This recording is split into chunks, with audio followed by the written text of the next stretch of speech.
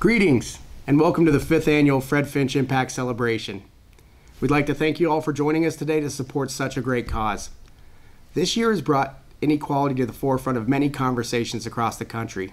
Here in California, the beauty of our state comes with a stark contrast between those who have and those who do not. One thing is clear: Fred Finch Youth and Family Services are more needed than ever. And with that, I want to take a moment to give recognition to all the staff members of Fred Finch. You are the essential workers of our society.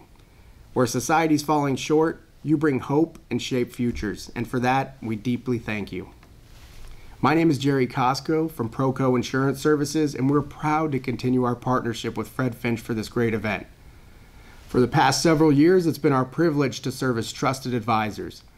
In my role, we work together to provide rich and impactful employee benefits that promote the health and well-being of Fred Finch staff and their families, while our teams at ProCo also help navigate the evolving landscape of workers' compensation and retirement planning. Our financial advisors work with the staff to ensure they understand their retirement options. And our goal is simple: to protect and support the ongoing legacy of Fred Finch Youth and Family Services. So what is the legacy of Fred Finch? Established as an orphanage in 1891 by Duncan and Eunice C. Finch, Fred Finch was founded on the principle that no one, regardless of their background, financial status, or personal challenges, should be neglected or forgotten. 129 years later, Fred Finch continues to evolve and has become an indispensable organization that provides innovative, effective, and caring and culturally competent services to children, young adults, and their families. I understand what it is to be an at-risk youth and have had siblings who were part of the foster care system. I've experienced and witnessed firsthand how easy it is to fall through the cracks. It brings me comfort to know that the motivated team at Fred Finch is there to help the children in our communities that need them most. Whether it's helping families through the most difficult times or teaching young adults new skills that will prepare them for society, every interaction a child or young adult receives at Fred Finch is helping rebuild and repair a foundation that they will need to live a happy and fulfilled life. Today, we celebrate the impact that Fred Finch's services have made in our communities while highlighting the outstanding individuals and recognizing them for their work to uphold Fred Finch's founding principle that no one should be neglected or forgotten. Before I introduce you to our next guest, I'd like for you to consider how you could help further the mission of Fred Finch Youth and Family Services. There are several ways. Fred Finch has a beautiful campus in Oakland, and funding is always needed for repair and upkeeping. Or you and your friends can join us for a beautiful day on the golf course at Fred Finch's annual golf tournament. And whether it's making it a financial contribution or a donation of your time or connecting your network and educating others about Fred Finch, there are many ways to help. You can always call to discuss the opportunities with the team at Fred Finch. As we know, many hands make light work. Together, we can make a difference. With that, it's my great pleasure to introduce you to our friend, an incredible human being, and one of my favorite gentlemen to enjoy a round of golf with, the CEO of Fred Finch Youth and Family Services, Mr. Tom Alexander. Good evening. I'm Tom Alexander, President and CEO of Fred Finch Youth and Family Services, and I want to welcome you to our 2020 Impact Celebration. First off, gratitude to Jerry Costco and the folks at ProCo for being our lead sponsor this evening. We appreciate your generous support, both for our organization and the kids and families that we serve. I also want to thank all of our other sponsors. Your financial contributions make this evening possible. We appreciate your support. We appreciate your participation this evening. And last, I want to thank our volunteer board of directors. Really an incredible group of individuals that are truly committed to the mission and vision of Fred Finch Youth and Family Services. They bring their experience and expertise to bear on behalf of the organization, providing us leadership, counsel, and guidance. You truly are the lifeblood of our organization, and we appreciate you. We come together under very different circumstances this year. Ordinarily, we'd be getting together, having a meal, sharing fellowship. But this year, we're in front of the screen. We're on Zoom. And we very much appreciate your participation this evening. We have a really nice program set out for you, and we hope that you enjoy it. The differences tonight, though, really pale in comparison to the differences that we've experienced over the last year in the provision of our service. The COVID pandemic, the racial injustice have had tremendous impact on the communities that we serve, on the kids and families that we serve, whether it's educational impact and the loss of face-to-face schooling, or the economic impact and the huge job losses that have impacted our communities, or access to health and behavioral health care. All of them have had very disparate impacts on the communities in which we work, which makes this evening all that much more important. We need your support. We need your partnership to help us to continue to provide the kinds of service that Fred Finch Youth and Family Services has been known for over the last 130 years. We're joining together tonight to truly celebrate our staff. We're going to provide them the John F. Steinfirst Community Award. We give the award annually to an individual or a group of folks who have had truly an impact on the types of services that we provide to kids and families across the state. And no matter how hard we looked this year, we found no group more deserving than our staff. Truly heroes.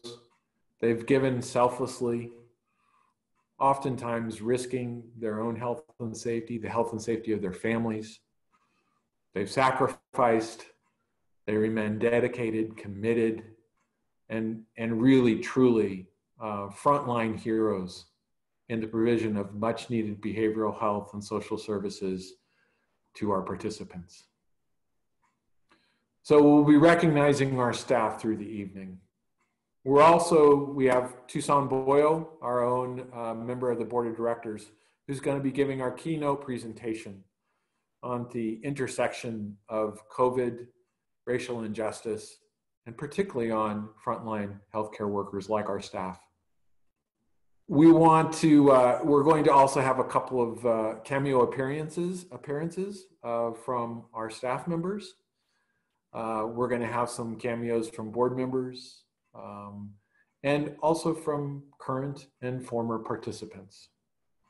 So we hope you enjoy this evening. And we also want to encourage your participation. Very much want you to consider this a give and take. So we're opening the chat function. If you're a donor, if you're a family member here to support one of the staff, if you're a current or a former participant, take the opportunity to send us a note. Let us know why Fred Finch Youth and Family Services is important to you and why you're joining us this evening. We'll also have a couple of activities during the evening to really encourage you to be a part of what we're doing here tonight. So again, very much appreciate you being here this evening. We thank you for your ongoing support, whether it be financial or otherwise. We're looking forward to a better year in 2021 and know that your support this year will make a difference for Fred Finch Youth and Family Service in the future. With that, we're going to first see what's called a co-video, a little play on words. A group called Film Site has done some videos really highlighting the work of frontline workers during the COVID pandemic. It's our own Carmen Pellerin, one of the managers at the Turning Point program. We hope you enjoy this video, the rest of the program this evening. Thank you again for coming. Thank you again for your support. Hope you enjoy the show.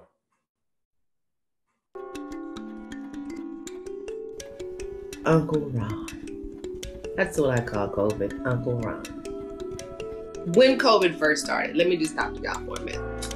When COVID first started, I believe we all, I ain't gonna say all, but a lot of us, like, oh, it's the cold, because that's how they made it sound. But apparently it's not. It's something more dramatic than that. People have lost their lives. People have had their lives forever changed. And for that, that's not cool.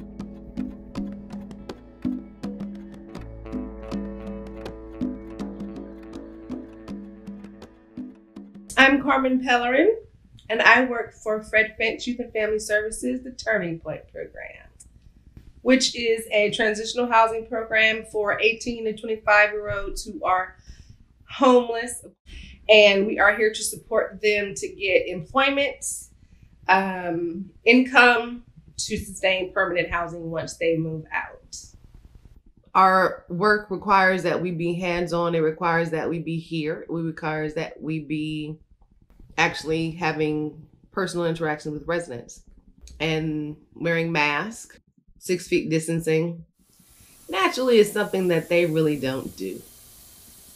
But they also are in their homes, and we are working in their homes. So you just deal with it. For me personally, going into a pandemic that I had never been in before is a panic. And that might be why it's called pandemic.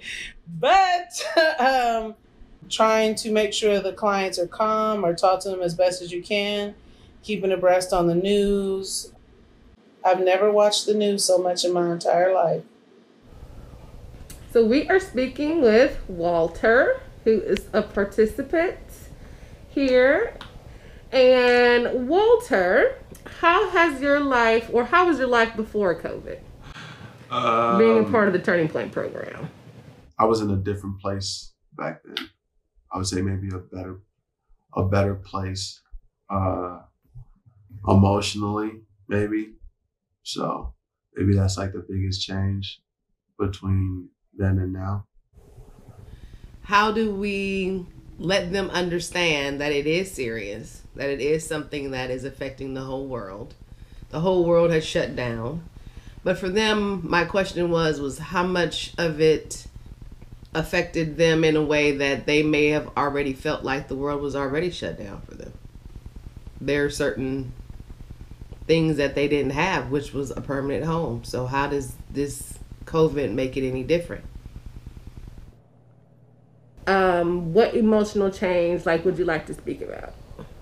Maybe it's just for me and my demographic. There's been a lot of, stuff going on this year in particular. Mm-hmm. With African Americans in the news, they're kind of, you're forced to look at. Mm-hmm. It's like in years prior, it was possible to hear about it, but it's just like a glimpse. This year, it's kind of like everything's at the forefront, and you have to pay attention.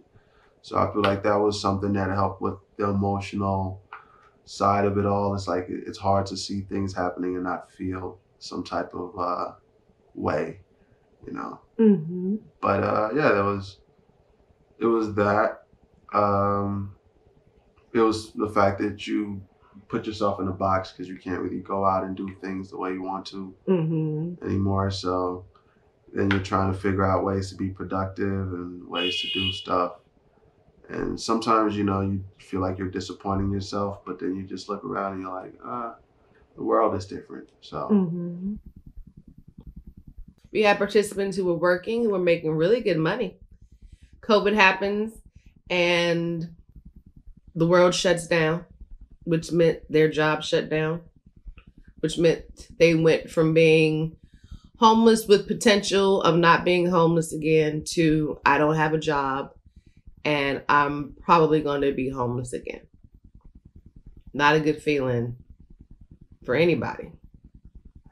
And has there been any positive that has happened during COVID? Yeah, I feel like I've been blessed this year to have people, that keep me honest and keep me aware of all the good stuff I still have. So yeah, this year hasn't been all bad. I do want to say that anytime you're working with anybody else's children, regardless of what capacity, whether you are in foster homes, group homes, transitional housing programs, shelters. You're giving more than what it is that you may get. And we are taught not to be attached to an outcome. COVID definitely has let us know the future is unpredictable, and you better get ready because you don't know what's coming, baby.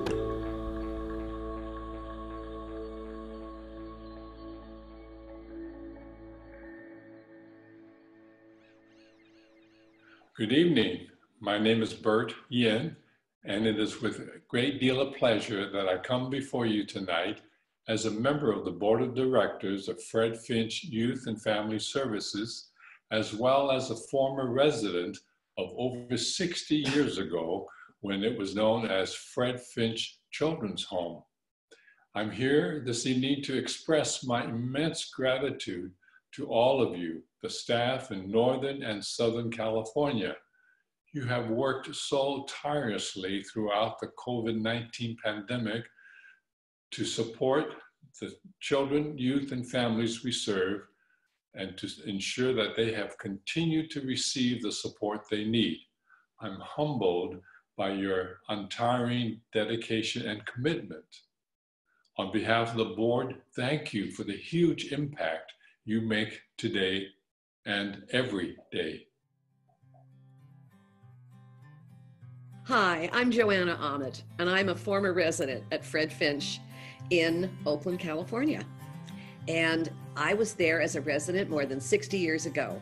Hello, my name is Barbara. I was at Fred Finch from 57 through 60.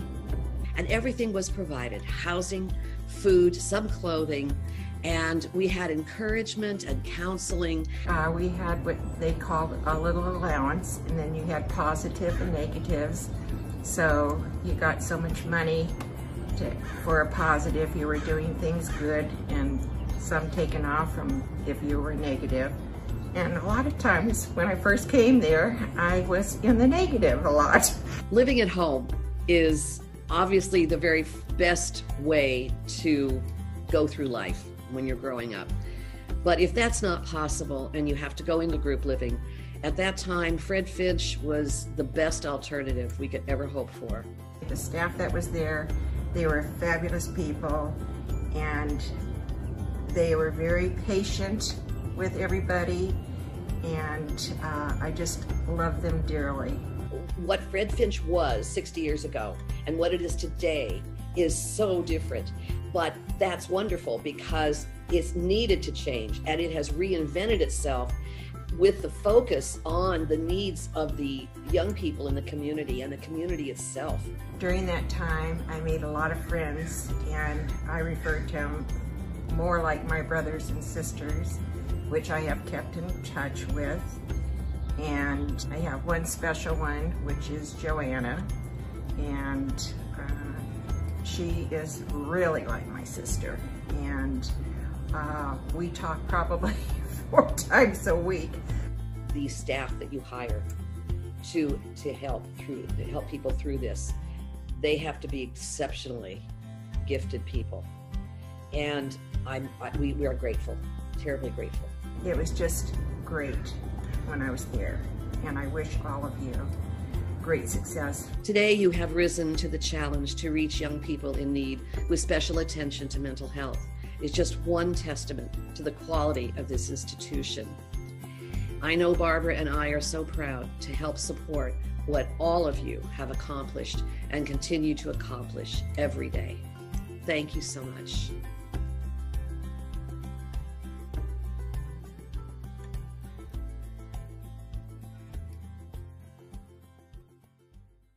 Good evening, everyone. I'm Elizabeth Jewell. I'm the chair of the Fred Finch board, and I just want to say thank you so much for being with us tonight. Boy, we'd much rather be with you in person, but this is what we're doing tonight, and we're just delighted that you could be here with us. As you can imagine, these are hard times for agencies like ours. Tremendous need from our families that we serve, and we need tremendous support from the community at the same time. tonight we are so delighted to have with us a keynote address from one of our esteemed board members, Tosan Boyo. Again, I welcome you and I thank you, and please be as supportive as you can of the agency. We are so grateful to have your support and your understanding of our needs at this moment. Please enjoy the keynote and thanks again. Good evening, everyone. My name is Tosan Boyo. I used to serve as the Chief Operating Officer of San Francisco General Hospital, and my tenure in that role ended, and then I served as the Chief of Operations for the San Francisco COVID Command Center, and I will be transitioning to John Muir Health as the Senior Vice President of Hospital Operations. I've had the privilege of serving on the board of Fred Finch for over 5 years now, and I've loved every minute of it, supporting this wonderful organization, and I will continue to support them until they get tired of me. So thank you for having me tonight. Today, I wanted to talk about the intersections between COVID and equity, and it's really a tale of two pandemics. Over the past 7 months, I served as the Chief of Operations for the San Francisco COVID Command Center. So we were leading the COVID command for the entire city and county of San Francisco. And it had been a fascinating, challenging, and rewarding journey. Just taking a step back to when we started, our priorities were as follows: protect the vulnerable populations in the city. So these were people 60 and above. Protect the health workers and first responders. These were people who were going to be on the front lines of the pandemic. Mitigate transmission in the community.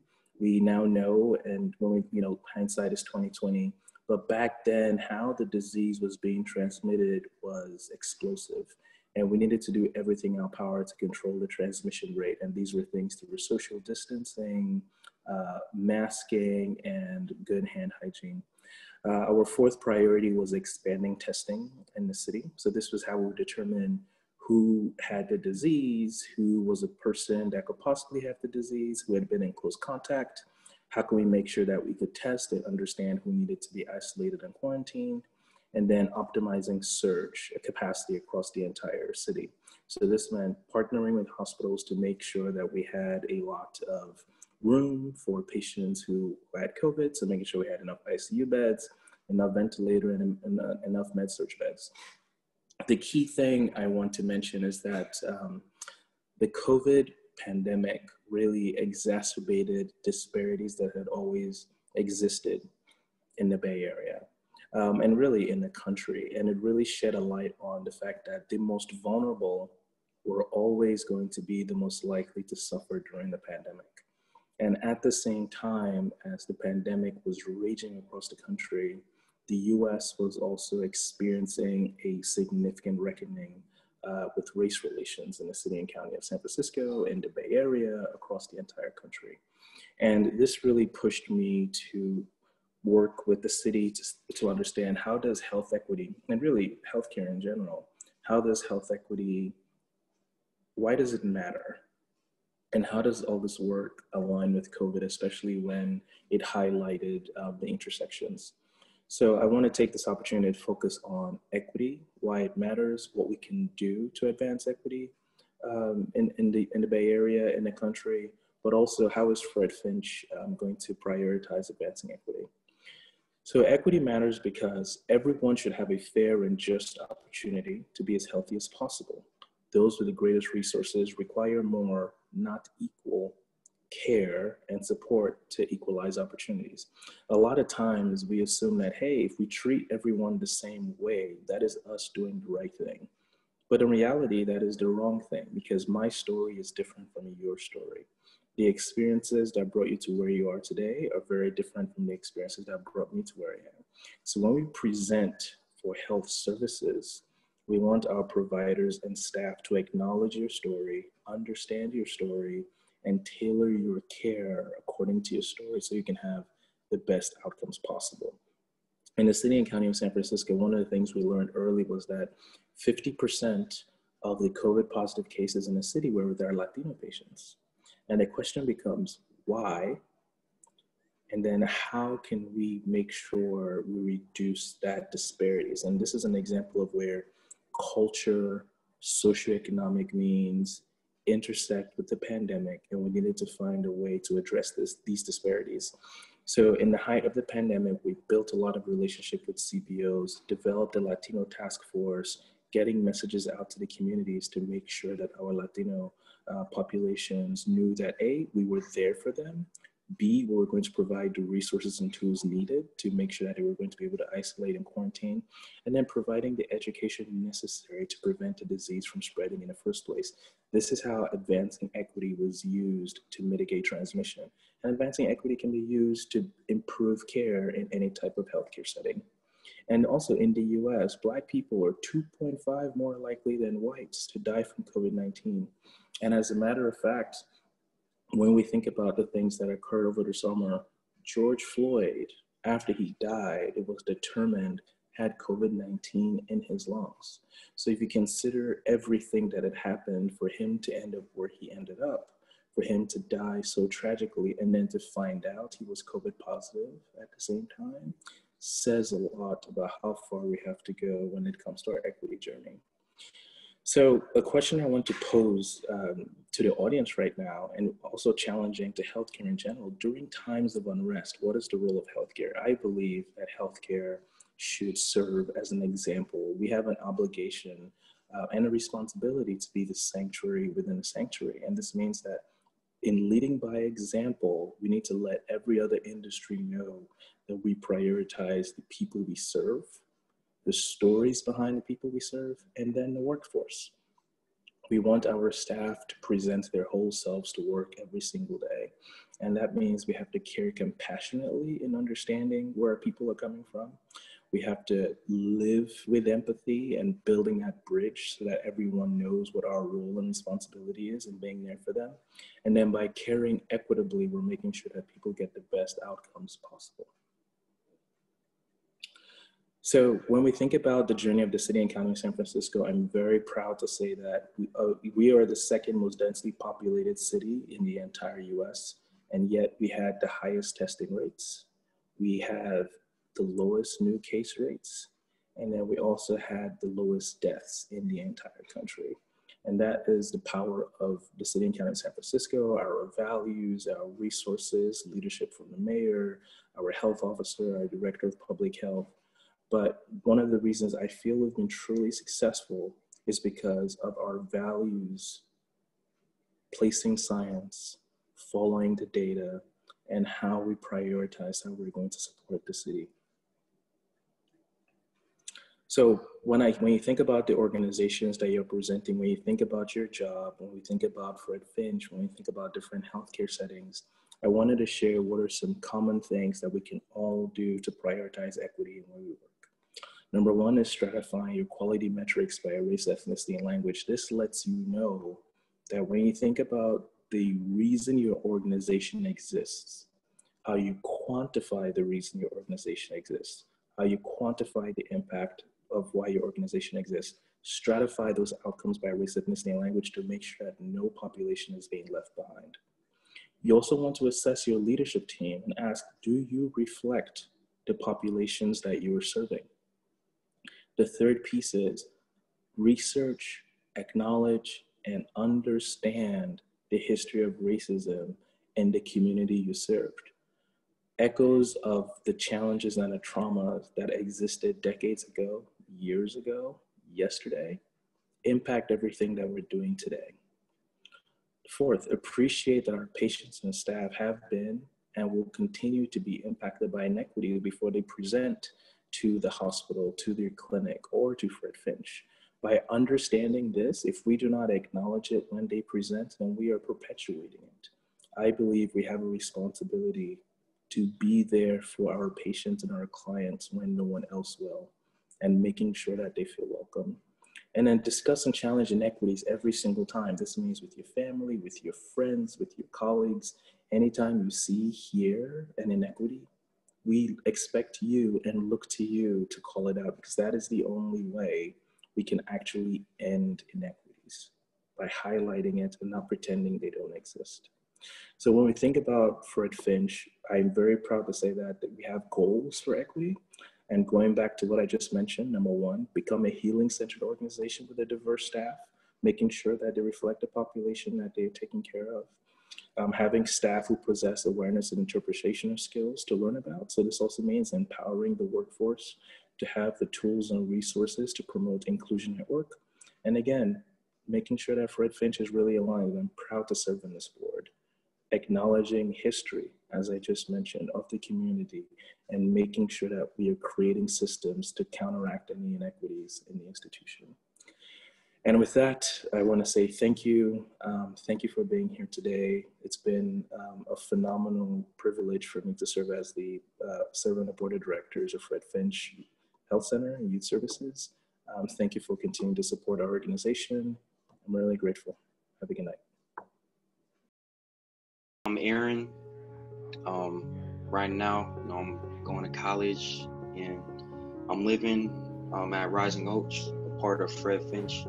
My major is communication studies, and with that, I just want to use my voice however way I can in the future, whatever profession that may be, maybe like teaching, maybe a therapist, counselor. Really, I'm open to whatever career I fall under. So I'm just trying to use my voice with communication studies. This Corona, man, it stripped away my senior year. No doubt. My experience at Rising Oaks, fantastic. I mean, again, just looking at myself, who I am, I definitely made it to where, everything is gonna be okay, no matter what's thrown at me. But with that being said, I mean, this time I've had in my own place at Rising Oaks,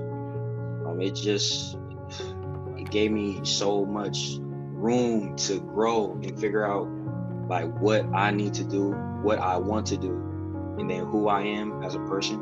And I'm still finding that out still. And I appreciate just the space that I have to figure that out on my own. I was definitely feeling blessed when I first moved in here.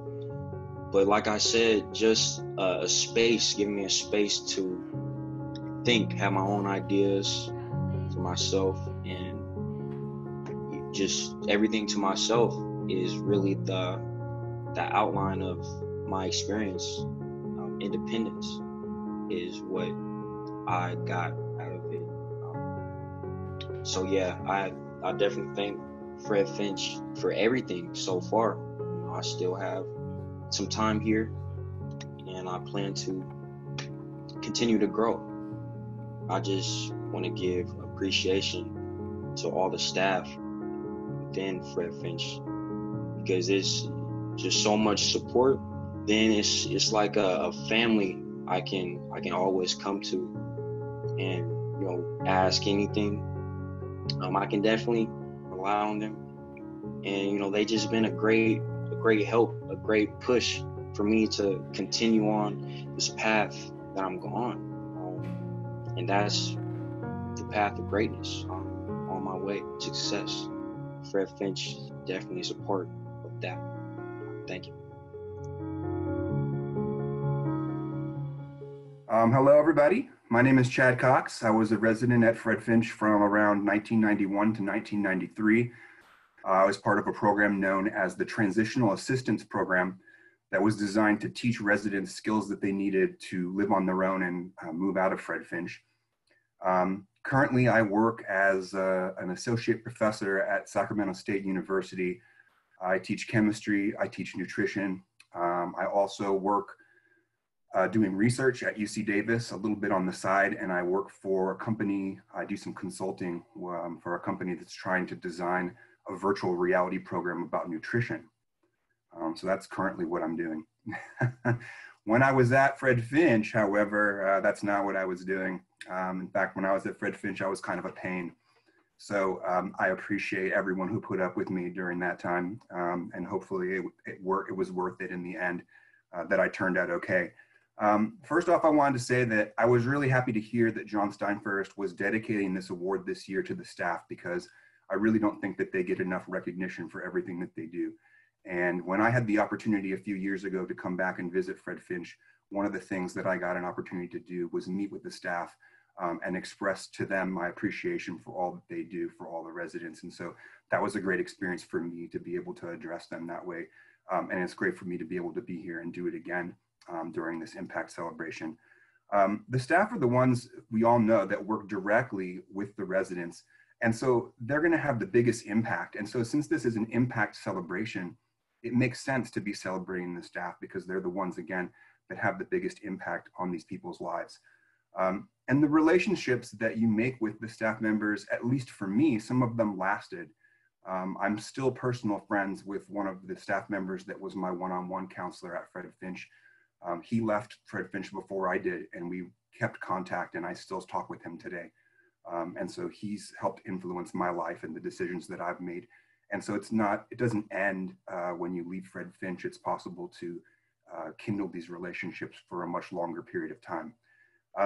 The only other thing that I wanted to share is I wanted to give one specific example of how I felt that the staff influenced my life and helped me. And so what I wanted to say was, when I was a resident there, a psychiatrist told my father that I wasn't going to be successful, that children that went to places like Fred Finch, they weren't going to go and contribute to society, and you shouldn't expect much out of them. And so the staff members, though, they didn't feel that way, and they didn't give up on me. In fact, what they did was they recognized that I had an ability in terms of my intelligence and my education, and they made sure that I got to go to an off-campus school that was able to accommodate that. And through doing that, I was able to perform well and get myself into UC Davis, where I earned 2 undergraduate degrees and a PhD in nutritional biology. And if it wasn't for them, I might not have made it, okay? I might not have made it to UC Davis. And I have what I consider to be an amazing life now. You know, I have a wonderful family. I live in a really beautiful home out in the country with a bunch of chickens and a pig and a bunch of cats. And it's very nice, okay? And so I thank you for not giving up on me. I thank you for all that you did for me and for all that you do for the residents of Fred Finch. And I would say, keep up the good work and know that your efforts are being appreciated and that you're helping people to become productive members of society and not statistics like that psychiatrist said that I was going to be. All of the former residents, including myself, that are giving interviews as part of this celebration are your proof of this. So you know that that's actually happening.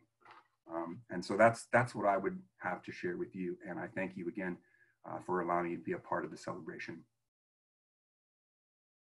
Good evening, all. Thank you so much for coming to the annual Fred Finch Youth and Family Services, the 5th one, the Impact Celebration. I hope you, by the way, enjoyed your dinner tonight. I thought the salmon was absolutely delicious. I had a bite of the vegetarian, also great.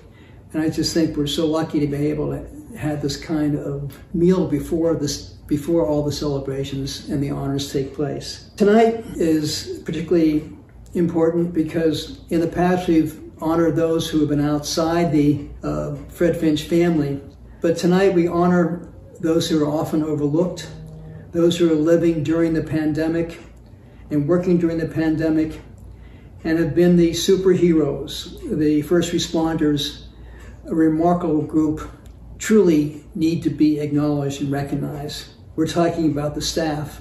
This is a group that has gone beyond the pale and has worked so hard and devotedly to make a difference in the children, the clients, and the families' lives during this very difficult and turbulent period. So from San Diego in the south to Oakland in the north, it is a pleasure and honor to begin to talk about how important and how much has been contributed this year by the staff. And I want to just give some brief examples about what they've done.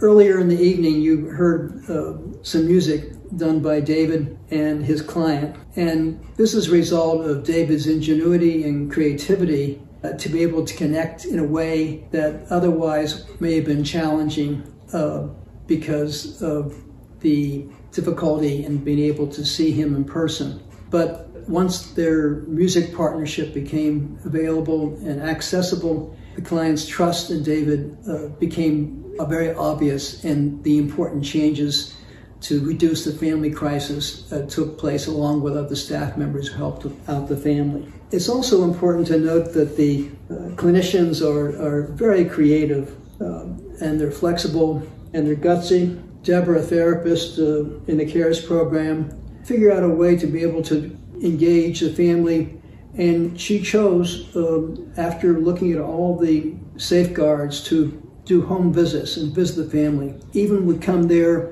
and be able to sanitize the furniture so that everybody learn how to do it to a certain extent and feel good and safe about being there. The client was one of those who was developmentally disabled and on autism spectrum, and the family was very anxious and worried and nervous about what to do during the daytime, how to structure the child's day and be able to make a kind of a life so that the family's whole anxiety would be and stress would be reduced.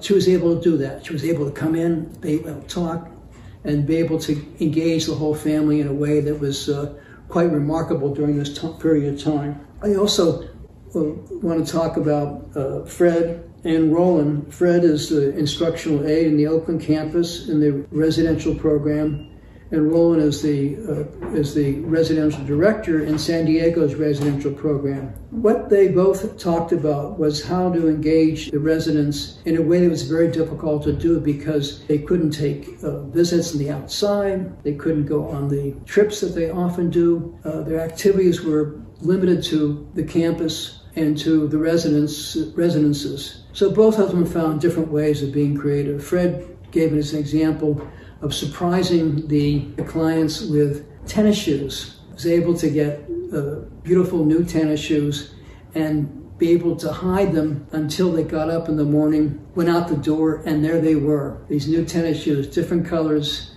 different shapes, and that was kind of a way of expressing joy and being taken care of and feeling that they were able to be confident increasingly in this kind of interchange with Fred and his colleagues and his staff. And Roland similarly began to do certain kinds of activities and programs and be able to do arts and crafts in a way they hadn't done before and fill the whole day up, as well as, of course, going to school during the days. It's true for both programs. Roland talked particularly about connecting to families during this time and was able to figure out how to virtually meet with them, have the children, the residents, meet with the families virtually, and what was initially very difficult and strained became very much matter of fact over the months.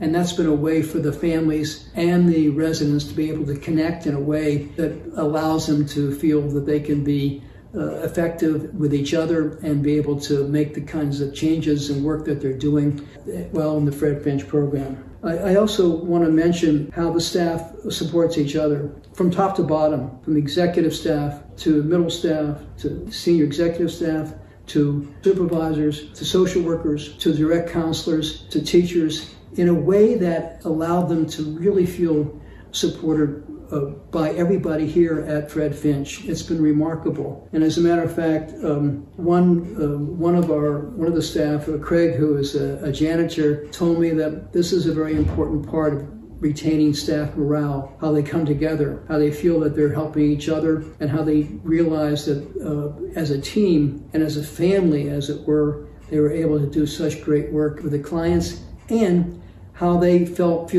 among themselves about supporting each other. It's a tremendous honor for me to present these wonderful plaques to both the northern part of Fred Finch. You can see the oak trees, hence, I guess, oak in Oakland, and also the similar one, but a little bit different, for the South in San Diego. And they're really quite gorgeous, and this is a way of showing our expression to them.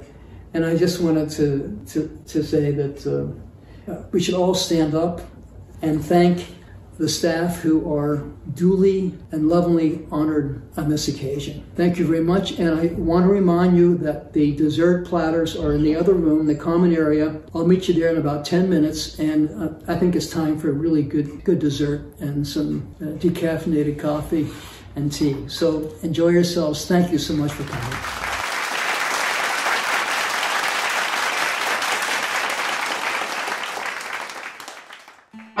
I love the people at Fred Finch. There's so much genuine connection that makes the work a lot more enjoyable to do.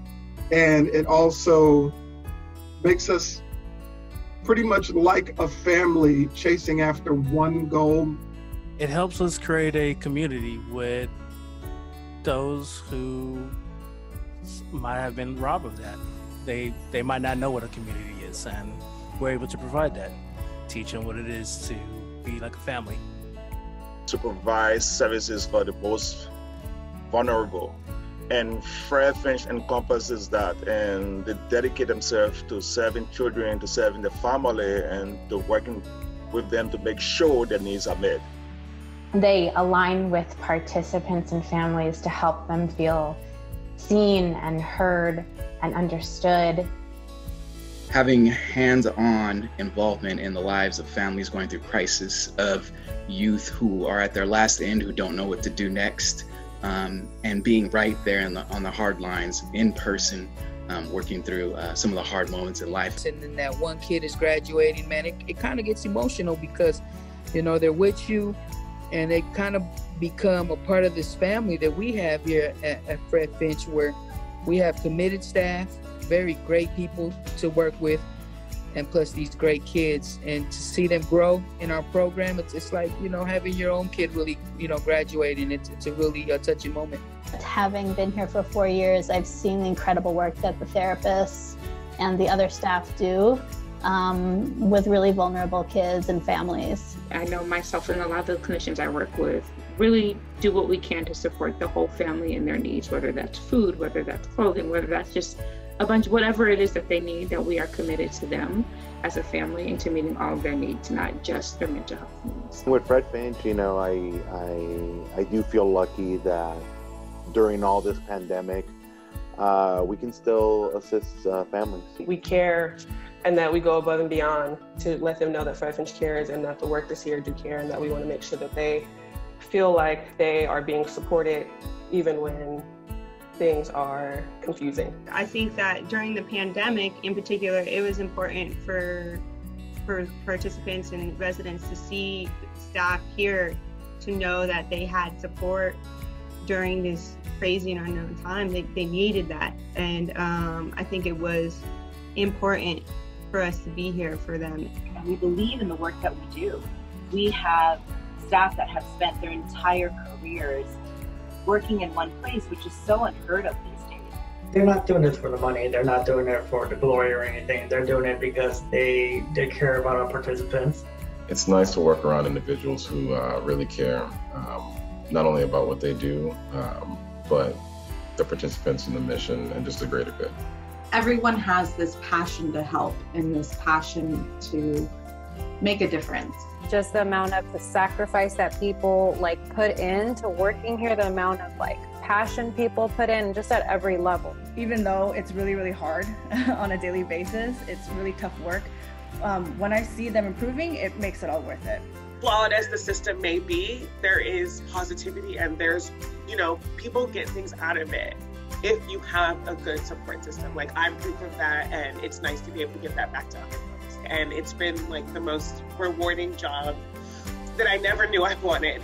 I feel like the big reason why I enjoy the work is being a part of a bigger picture.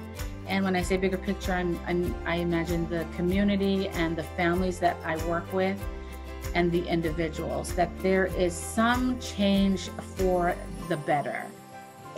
Bottom line, really simply, kids and families get better. And whether it's my programs in the residential programs, or it's community-based, or it's school-based, or it's housing, across the board, kids and families get better. The work works. The work works.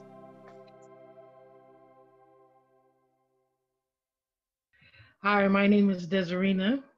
Everybody knows me as Desi. I was at Fred Finch from 89 to 92. And I would just love to express my gratitude and appreciation and love for the staff at Fred Finch. They're hands-on. You know, I never met a staff that didn't care or didn't, want what was best. I really appreciate that. And I appreciate the foundations they built. I did the best I could as a mom. I didn't repeat patterns. I broke the cycle of abuse and neglect. And I owe that to the staff.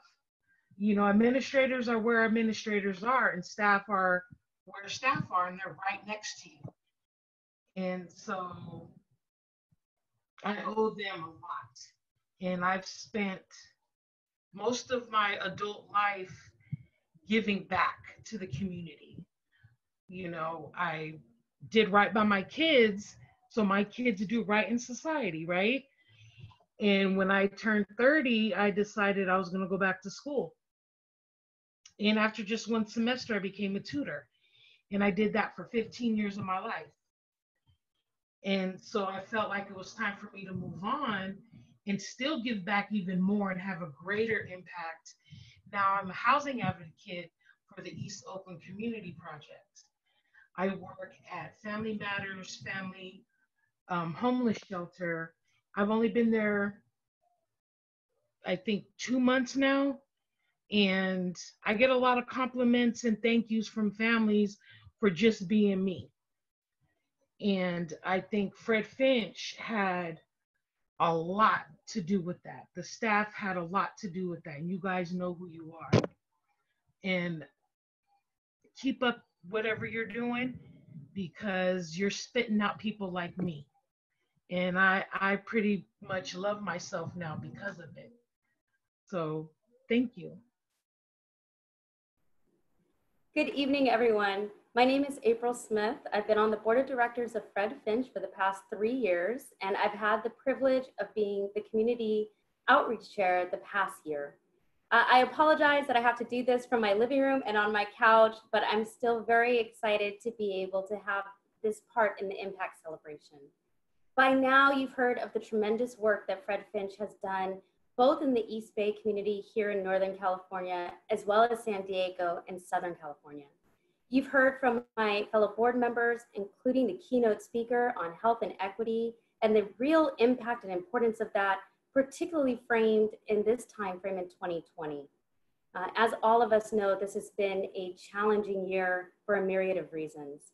We've seen COVID-19 disproportionately impact people of color, but more importantly, everyone in the United States has been impacted by this.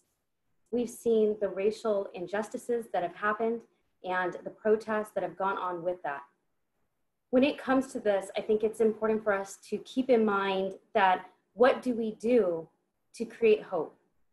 And part of hope is protecting and enabling services such as Fred Finch to continue with the incredible work they're doing with youth in general, but particularly youth of color.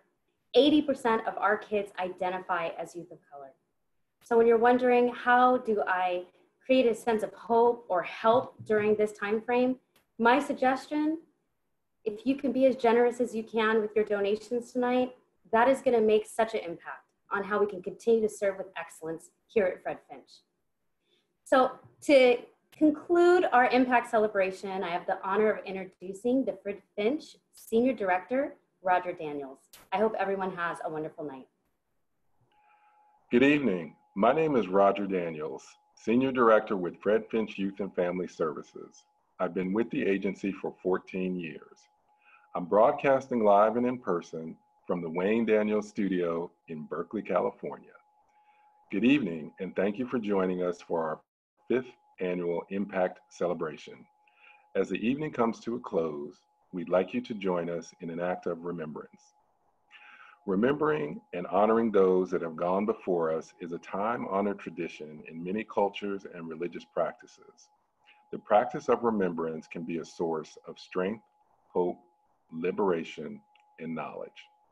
At a time when there is so much unrest and uncertainty in the world, calling upon our ancestors for guidance and hope seems more important than ever.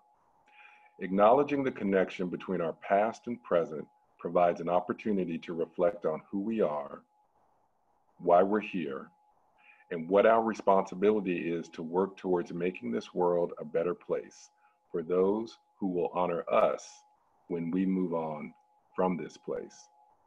In that spirit, we invite you all to participate in a moment of silence for those we have lost, to honor them, to engage in a shared experience of uplift, and to reflect on how you can be a part of the solution for the problems we face today in our communities. If you're so inclined, you're invited to put names or inspirational thoughts into the chat. We'll begin our moment of silence now.